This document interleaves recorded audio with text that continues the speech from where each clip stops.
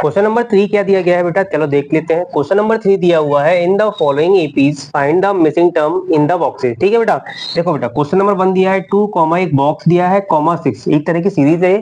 ठीक है, तो सेकंड नंबर पे जो बॉक्स बना है इस बॉक्स में क्या नंबर्स आएगा, है ना, कौन है ना, यही तो मिसिंग टर्म हमारी। चलो चेक कर लेते हैं। तो भाई पहला क्वेश्चन करते हैं हम। ठीक है, तो पहले क्वेश्चन का हम क्या करेंगे बेटा, सॉल्यूशन करेंगे। ठीक है, ध्यान सुनना मेरी बात। तो आपको पता है भाई ये हमारी फर्स्ट टर्म होती है ना। तो फर्स्ट टर्म कितनी है बेटा हमारी, a1 इक्वल टू ए, कितना दिया गया है डी, कितना क्लियर हुआ, sorry first a1 equal to A, कितना दिया गया है 2। अब हमें बेटा कॉमन डिफरेंस हम नहीं निकाल पाएंगे, लेकिन हमें थर्ड टर्म तो दी गई है। थर्ड टर्म कितनी दी गई बेटा आपको 26, कितना क्लियर हुआ। और थर्ड टर्म को हम क्या लिखते हैं बेटा, थर्ड टर्म को लिखते हैं a प्लस क्या लिखेंगे 2d इक्वल टू कितना दिया है 26, कितना क्लियर। ए की वैल्यू तो हमारे पास है, ए की वैल्यू कितनी है 2, तो 2 प्लस 2d इक्वल टू 26, यहाँ तक क्लियर। 2 को बेटा इस साइड ले जाइए तो 2d इक्वल टू हो जाएगा 26 माइनस का 2। ठीक है, तो बेटा तो 2d इक्वल टू कितना आया, 2d इक्वल टू आया 24, 2 से कट किया कितना आया बेटा ये 12, तो d की वैल्यू आ गई बेटा हमारे पास 12। ठीक है बेटा, यहाँ तक क्लियर। और सेकंड टर्म निकालनी है, मतलब a2 निकालना है, तो a2 इक्वल टू क्या होता है a प्लस डी। ठीक है, ए की वैल्यू कितनी है बेटा हमारे पास 2, डी की वैल्यू कितनी है 12। ठीक है, 12 और 2 कितने हो गए 14। तो बेटा सेकंड प्लेस पे क्या आएगा, जो सेकंड जो टर्म है ना वही तो हमारी मिस है, कितनी आई 14, तो बेटा सेकंड प्लेस पे आएगा बेटा 14। क्या यहाँ तक क्लियर, तो ये हो गया हमारा आंसर। चलिए साइड से हो जाता हूँ, देख लीजिए क्या यहाँ तक क्लियर हो गए। अब चलते हैं अगले क्वेश्चन की ओर, सेकंड क्वेश्चन स्टार्ट करें।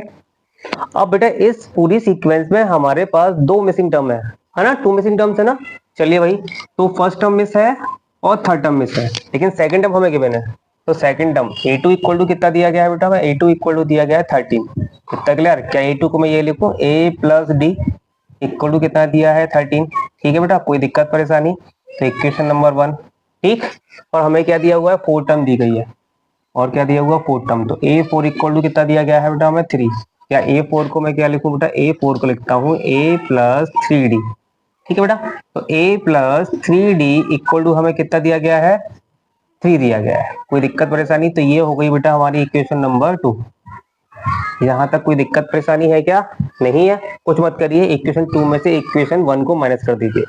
जैसे आप इक्वेशन 2 में से क्या करेंगे बेटा, इक्वेशन 1 को माइनस करेंगे, देखो क्या आता है। तो a plus 3d equal to इतना 3, और क्या दिया हुआ है a plus D equal to कितना है 13। आप चलिए माइनस करेंगे तो भाई ये साइन चेंज हो जाएंगे हमारे, तो ये कैंसिल आउट, 3 में से 1 जाएगा तो देंगे 2d, और माइनस 13 में 3 जाएंगे तो देंगे माइनस का 10। ठीक है, तो d इक्वल टू कितना है बेटा माइनस का 5। कोई दिक्कत परेशानी, तो यहाँ से हमारा d निकल आया। ठीक है, कोई दिक्कत परेशानी है क्या, ठीक है। हमें कोई भी टर्म निकालने के लिए क्या चाहिए बेटा, हमें कॉमन डिफरेंस और फर्स्ट टर्म चाहिए होती है। तो d तो हमारे पास निकल आया, अब क्या निकालना है हमें a, तो कुछ मत करिए बेटा, आप d की वैल्यू आप पुट कर दीजिए इन इक्वेशन नंबर 1। तो value of d put in equation 1। चलो भाई इक्वेशन 1 में पुट करते हैं। इक्वेशन 1 क्या है बेटा, a plus D equal to 13। ठीक है, d की वैल्यू कितनी है बेटा माइनस का 5 इक्वल टू 13। तो a इक्वल टू कितना हो जाएगा 13, माइनस 5 को उस साइड ले जाओ, प्लस का 5, तो a इक्वल टू हो जाएगा बेटा आपका 18। अब देखो बेटा आपके पास a है, आपके पास d है। अब आपको कौन सी टर्म निकालनी है बेटा, फर्स्ट टर्म निकालनी है। अब आपको पता है कि भाई a1 इक्वल टू क्या होता है, a1 इक्वल टू होता है a, है ना। तो a1 इक्वल टू a होता है, इतना क्लियर। तो फर्स्ट टर्म तो हमारी निकल आई, कितनी आई 18। यहाँ तक कोई दिक्कत परेशानी, चलिए यहाँ तक परेशानी नहीं है। अब हमें कौन सी निकालनी है बेटा, थर्ड टर्म निकालनी है ना। देखो यहाँ निकालना क्या था, वो मैंने लिखा नहीं ना, a1 निकालना था और क्या निकालना था a3 निकालना था, ये तो चीज निकालनी थी। चलिए भाई मुझे कुछ, आप जल्दी से मैं साइड से हो जाता हूँ। ठीक है बेटा, या तो इसका स्क्रीनशॉट ले लीजिए या फिर इसको लिख लीजिए। ठीक है, चलिए तो मैं क्या करता हूँ, कुछ चीज मिटा लूंगा बेटा, है ना।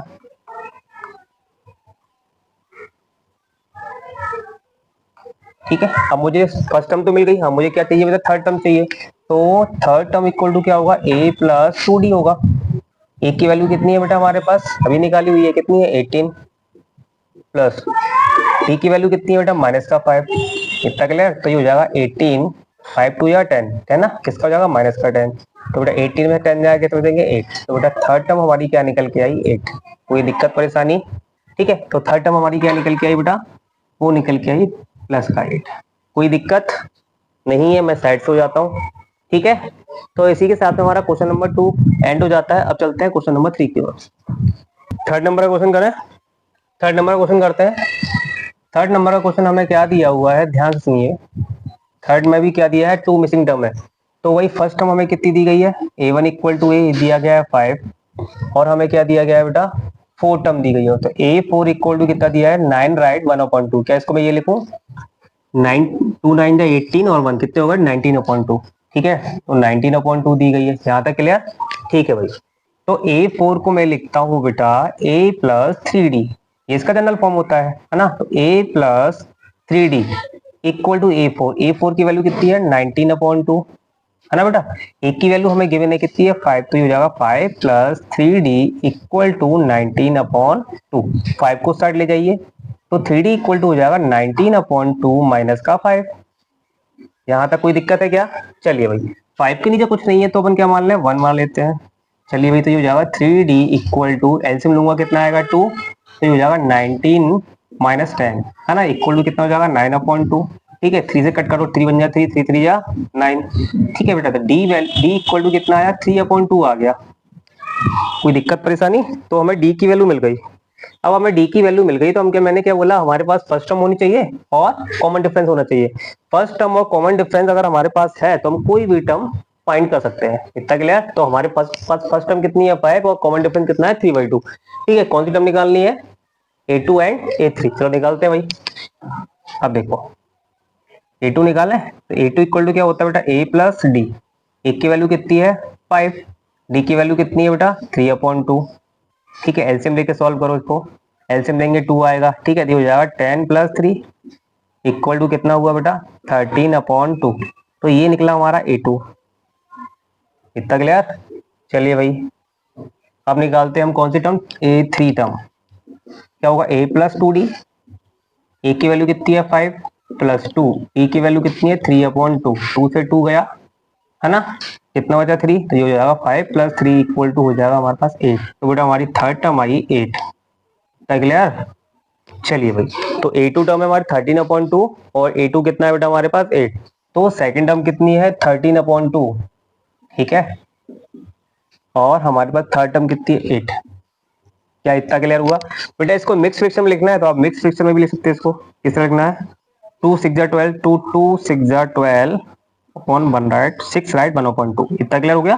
तो या तो ये लिखो या ये लिखो, बात एक ही है। इतना क्लियर हुआ? अब चलते हैं भाई क्वेश्चन नंबर 4 की ओर।